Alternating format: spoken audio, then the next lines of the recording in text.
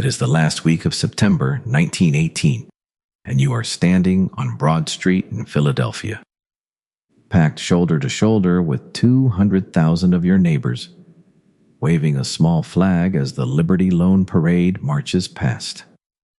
The war is almost won. The bands are loud, the banners are enormous, and nobody around you is wearing a mask, because the city's own health director has promised in the newspapers that there is nothing to fear. Within 72 hours, every hospital bed in this city will be full. Within 10 days, the dead will be piling up in the streets faster than anyone can bury them. By the end of this video, you will know what it was actually like to live through the autumn. The autumn the flu came home, when a single illness killed more Americans in a few months than the entire World War killed in a year and a half. To understand how it happened, you have to understand that the sickness was already in the country, and the men in charge had decided to look away. It was never Spanish.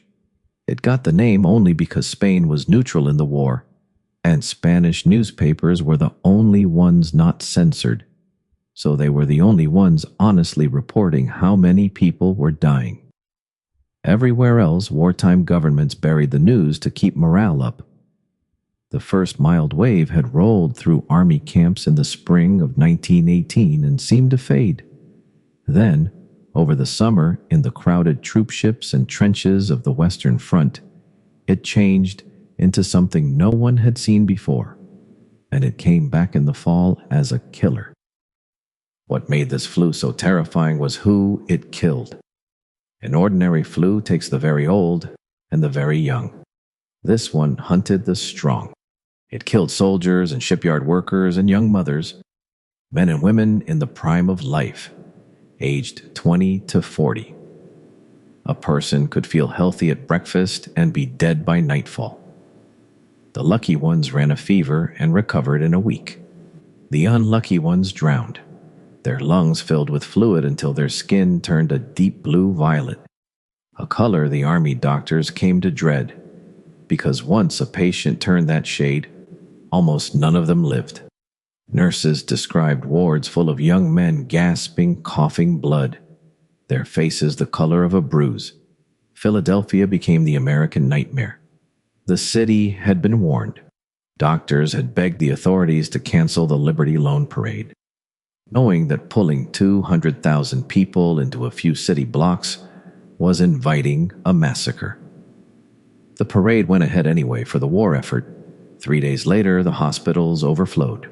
Inside a week, the city was recording hundreds of deaths a day, and then more than 1,000 a day.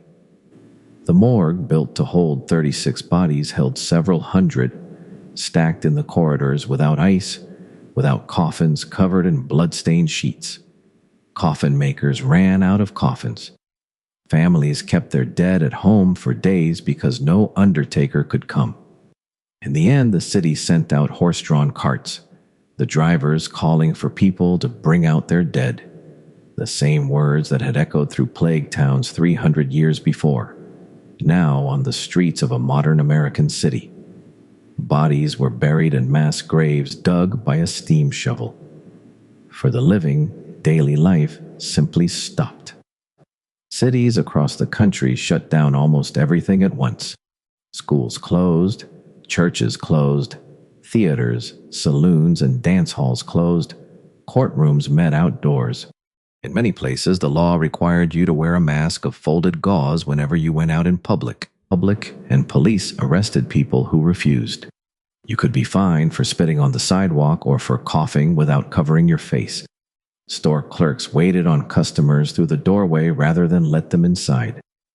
Telephone companies begged people to stop making calls, because so many operators were sick that the switchboards could not handle both the illness and ordinary business. Parents died and left children with no one. And in some neighborhoods, orphan toddlers were found sitting beside parents who had been dead for 2 days. And because medicine in 1918 had no real weapon against a virus, people reached for anything. There was no vaccine that worked, and no such thing as antibiotics. Doctors prescribed aspirin, whiskey, and quinine. Desperate families hung bags of camphor around their children's necks, ate raw onions, drank kerosene on sugar, and stuffed salt up their noses because a frightened person will try anything a neighbor swears by. Newspapers ran advertisements promising that this tonic or that pill would keep the flu away. None of it did. The only measures that ever actually worked were the boring ones: distance, fresh air, and closing the crowds. The cities that shut down early and stayed shut, like St. Louis, lost far fewer people than the cities that waited, like Philadelphia. It was one of the first great proofs, written in tens of thousands of lives, that keeping people apart in a pandemic saves them. The numbers, when they were finally counted, are almost impossible to hold in the mind. In the United States alone, about 675,000 people died, more than the country would lose in combat in the First and Second World Wars put together. More American soldiers died of this flu than were killed by enemy fire in the entire war. Worldwide, the best estimates run to 50 million dead, and some historians believe the true figure was closer to 100 million, in a world that held less than a third of the people alive today. It killed more human beings in a single year than the Black Death did in a century.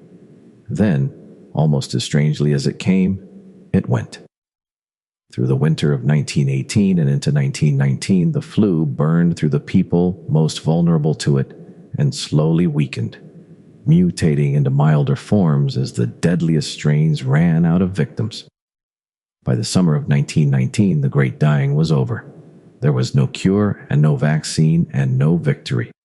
It simply exhausted itself. And here is the strangest part of all.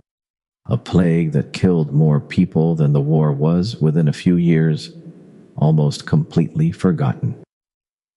There were no monuments, no national day of mourning, few mentions in the school books.